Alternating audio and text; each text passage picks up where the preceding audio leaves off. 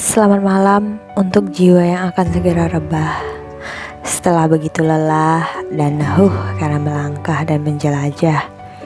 Aku ingin membagikan hariku denganmu di menit-menit terakhir sebelum kamu tertidur.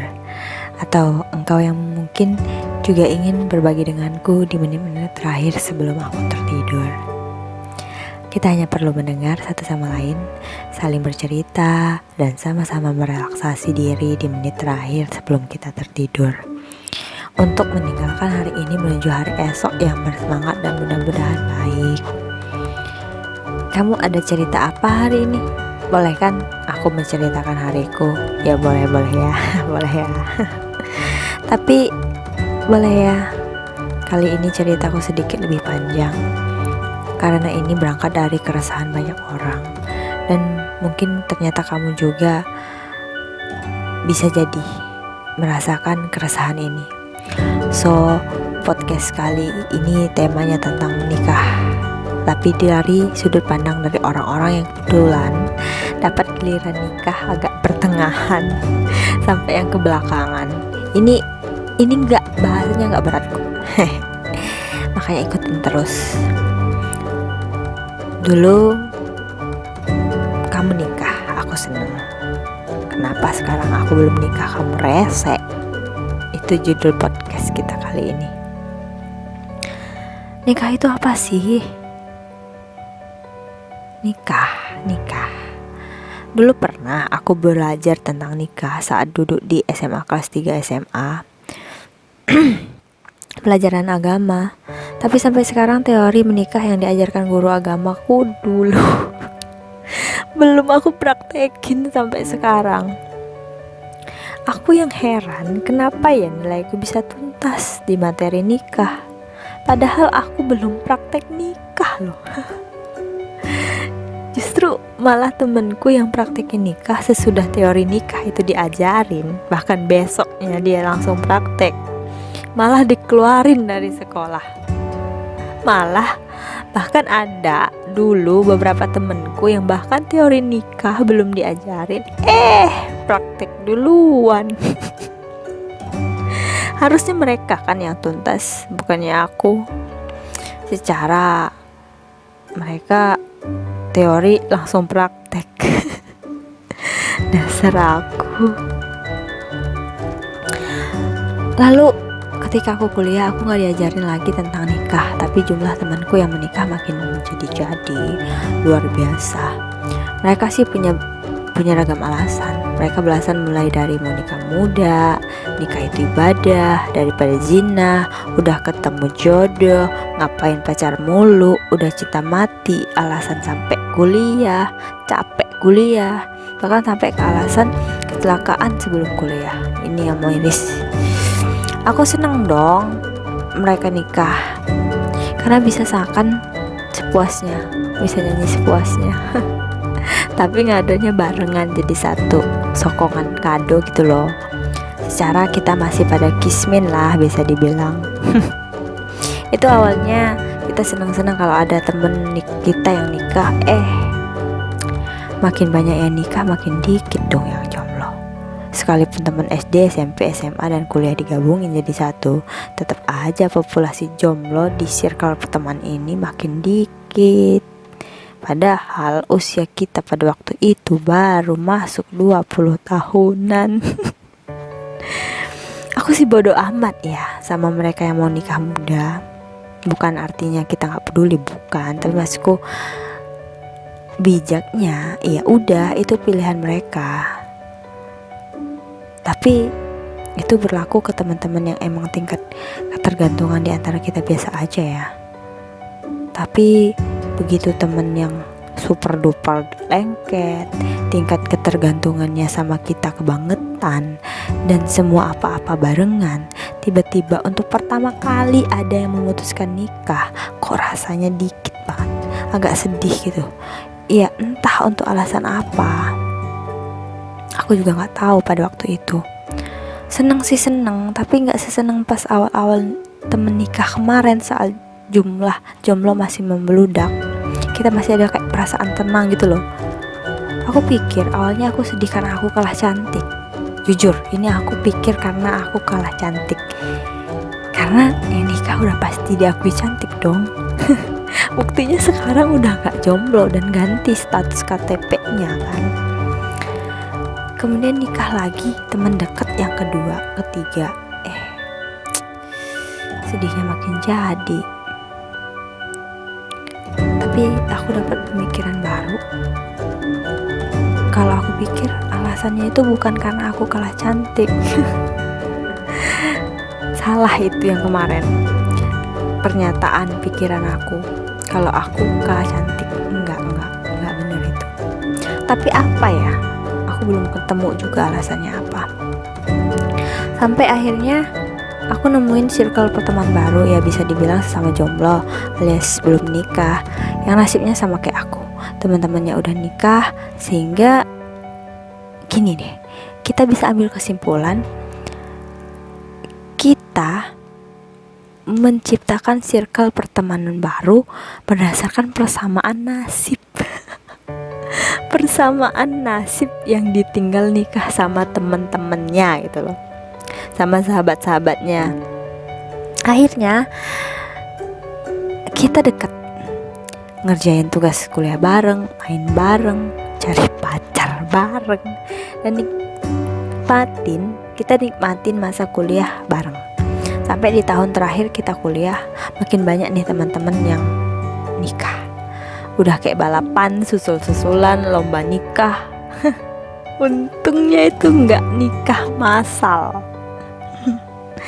Saking banyaknya itu. Aku dan teman-teman dalam circle pertemanan baru yang berangkat dari persamaan nasib tadi masih satu frekuensi untuk tidak terpengaruh. Jadi kita sama-sama mikir, kita skripsi dulu baru resepsi. Kita pakai baju wisuda dulu baru baju pengantin kayak gitu. Karena udah sama-sama pernah ditinggal nikah sama sahabat-sahabat, tahu rasanya gimana ditinggal sahabat nikah, gimana perubahan temen dulu ketika belum nikah dan sudah nikah. Sampai entah kenapa dia seperti orang yang dulu gak pernah temenan sedekat itu sama kita. Ya, kita yang jomblo paham kan, teman-teman yang udah nikah barangkali sudah sibuk sama urusan rumah tangganya, anaknya yang masih bayi, atau apalah peran ibu rumah tangga yang baik dan benar, sehingga menyebabkan dia yang udah nikah gak bisa nongkrong bareng, cerita bareng, main bareng, bahkan sampai ada yang udah gak kuliah bareng lagi karena dia mutusin berhenti fokus ke rumah tangganya. Oke lah, kita yang jomblo sekali lagi maklum ya. Dan ya udahlah, mau gimana lagi, obrolan juga udah gak sefrekuensi lagi, main bareng udah gak bisa segila dulu lagi, atau nugas kuliah gak seluasa dulu lagi. Ya udah, ikhlas gitu loh. Tapi yang terpenting adalah kita yang jomblo masih tetap nganggap dia temen yang masih sama kayak dulu sebelum dia nikah. Meski keadaan sekarang udah berubah, statusnya udah berubah, dia udah nikah, nggak jomblo lagi. Mau nongkrong bareng yuk ayo, nugas kuliah bareng yuk ayo, canda bareng yuk ayo gitu loh. Apalagi belajar bareng yuk ayo. Tapi untuk beberapa temen yang kayak udah nggak kayak dulu lagi, bahkan kayak sampai kita kayak nggak kenal lagi, ya udah ikhlas, mau apa ya udah gitu loh, udah cukup sampai segitu berarti waktunya bareng-bareng gitu loh.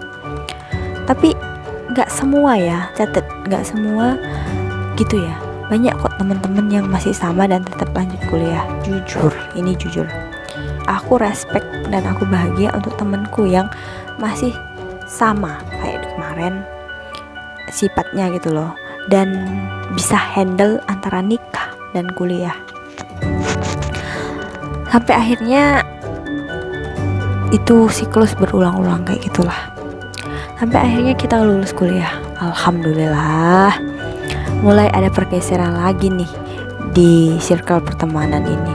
Ada yang memilih kerja, lanjut kuliah, bahkan memilih menikah. Oke lah, barangkali udah waktunya punya circle pertemanan baru lagi kan, tanpa meninggalkan circle pertemanan yang dulu gitu loh.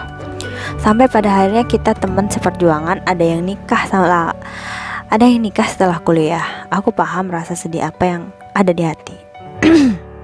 Aku susah ini ngomong, karena emang kayak iya ya gitu loh.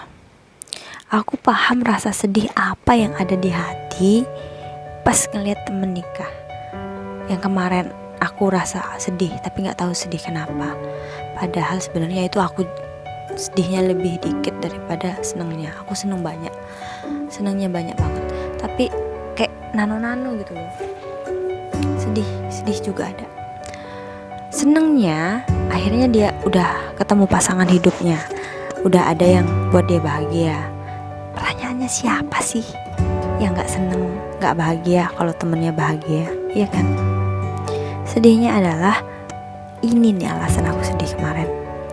Sedihnya adalah kehilangan temen main yang asik, dan ketakutan karena dia berubah kayak temen yang udah-udah, dan takut kitanya gak bisa nemuin temen yang seasik dia.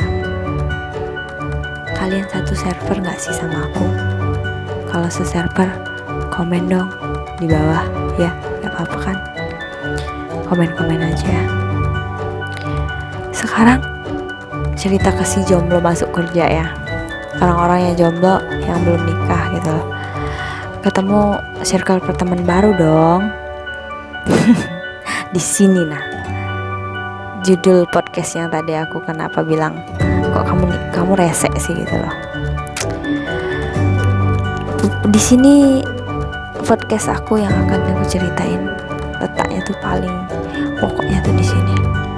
Ada nih cerita yang gak enak dan kurang baik dari teman-teman yang udah lumayan lama nikah.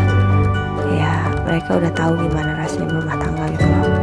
Ngeliat kita yang jomblo gitu loh, aduh, mereka udah punya pasangan dan ngeliat kita yang jomblo gitu loh, seolah pandangannya di kayak ngeliat sebelah doang gitu loh. Tapi anehnya gitu loh, mereka mulai perhatian gitu sama teman-temannya yang jomblo-jomblo ini. Kamu tahu nggak perhatiannya apa? Perhatiannya adalah dengan pertanyaan kapan nikah. Di setiap kesempatan, di tiap medsos, di tiap kali ketemu, sampai di tiap kali ngobrol gitu loh. Bikin gak nyaman gitu loh. Seolah-olah ya, teman-teman yang belum nikah itu adalah perbuatan yang salah, disuruh gak usah pilah-pilah dan dikatain gak laku, bahkan malah dibully karena sibuk kerja dan jomblonya masih betah. Di sini aku bahkan seperti kalian juga ya, yang dengar podcast ini, kok mereka rese sih pada yang belum nikah. Padahal dulu dia nikah, kita ikut bahagia kan, bahkan partisipasi di pernikahannya, bantu-bantu kayak, ya kan? Aku dalam hati bilang, dulu kamu nikah aku seneng, kok aku belum nikah kamu rese? Dulu kamu nikah aku seneng, kok aku belum nikah kamu rese sih? Kan lucu ya. Aku sih bodo amat. Sekali lagi aku bodo amat. Ambil pusing amat sih sama omongan orang yang kelewatan perhatian.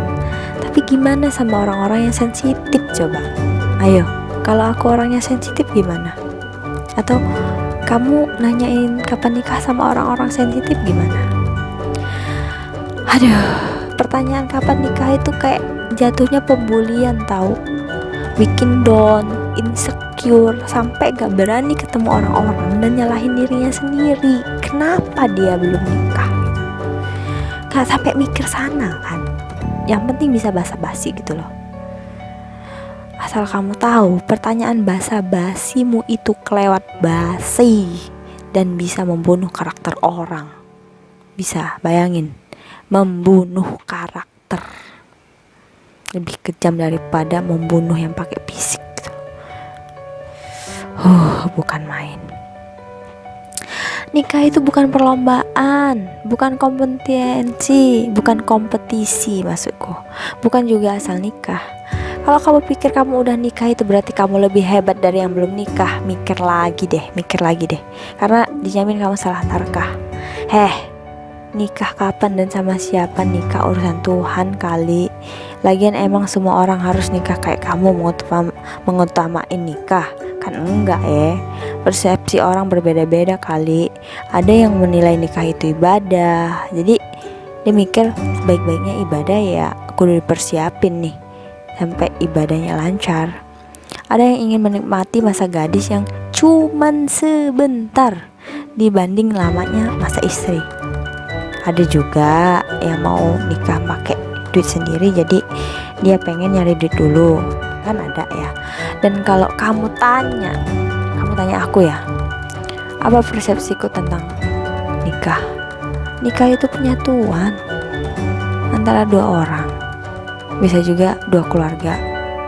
Dan kalau misalkan jodohnya itu bule, berarti kan penyatuan antara dua negara kan.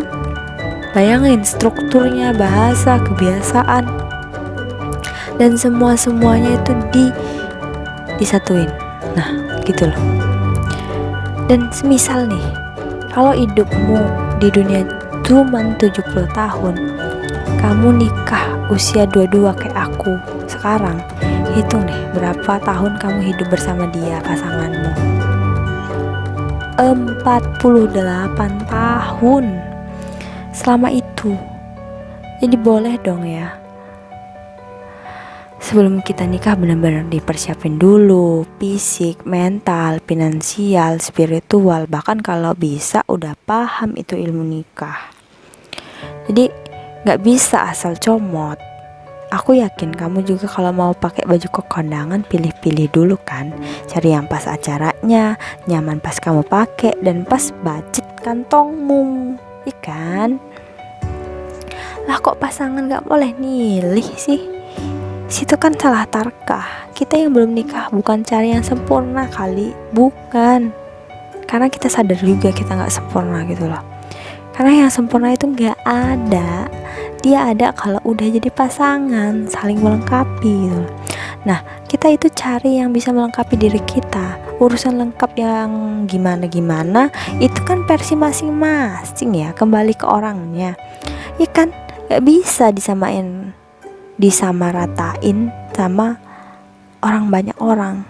Kamu sama dia gak bisa disamaratain. Aku, kamu, dia, kalian, mereka, kita, ya kan? Terus ada yang bilang, aku kebanyakan bacot. Ya udah, nggak apa-apa. Hak kamu kok. Kamu mau bilang gimana? Yang jelas di sini aku cuma mau kasih kamu bacot buat buka mata kalian yang udah nikah. Bisa nggak sih? Gak usah sok basa-basi nanya kapan nikah. Boleh tanya, tapi tahu kondisi, tahu situasi. Boleh juga tanya kalau punya partisipasi. Misalnya nih, mau ngasih kado kalau nikah, mau kasih rumah kalau udah nikah, atau mau bantu cari pasangan, boleh banget itu kan. Jadi kayak jatuhnya partisipasi, bukan basa-basi. Tapi kalau kamu nanyanya kapan nikah, ya itu namanya basa-basi, kelewat basi. Tapi kalau cuman basa-basi tanpa tahu kondisi, maka kalau kamu gak sadar, aku bilang kamu adalah pembunuh karakter yang paling ganas.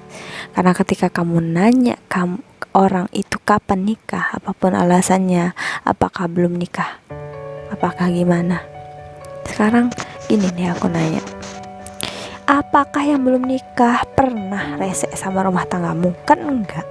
Sadar dong, kamu itu rese, kamu pembunuh karakter, tau enggak? Yang kamu tanya itu siapa? Insecure banget tau, insecure berat.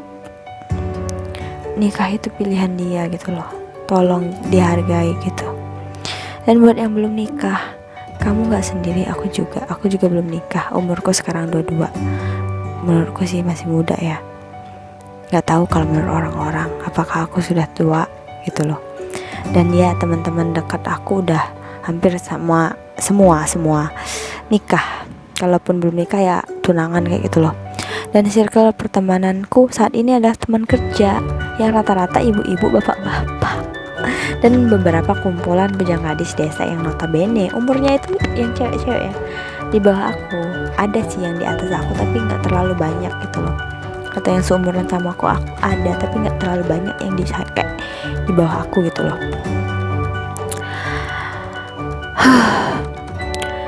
Ini bukan lagi seumuran ngomongnya, teman SD, SMP, SMA juga kuliah nggak ada lagi gitu loh, sudah sibuk masing-masing.